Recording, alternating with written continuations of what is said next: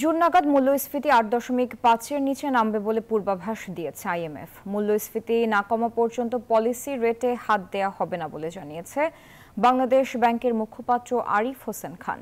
তিনি বলেন, ব্যাংক পরিস্থিতি সংস্কারকে আইএমএফ সাধুবাদ জানিয়েছে। ১৭ তারিখের সর্বশেষ মিটিংয়ের পর আইএমএফ গণমাধ্যম কর্মীদের সাথে সার্বিক বিষয় মতবিনিময় করবে।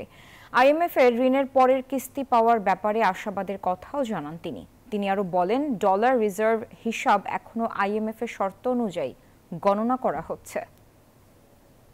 পলিসি রেটটাকে আমরা আবার যাতে একটু রিভিজিট করি, এই বিষয়ে আমাদেরকে তার প্রস্তাবনা তুলে সেই বিষয়ে গভর্নর স্যার বলেন যে বাই জুন বা জুনের অব্যবহিত পরে যদি আমাদের ইনফ্লেশনটা কাঙ্ক্ষিত মাত্রায় না নেমে আসে, আমরা ওইখানে আপাতত হাত দিব না। আমাদের ইনফ্লেশনটা জুন বা জুন পরবর্তীতে কোথায় যে দাঁড়াবে এইভাবে একটা প্রজেকশন আইএমএফ নিজেও করেছে, সেটা 8 to 8.34 এর মধ্যে আছে।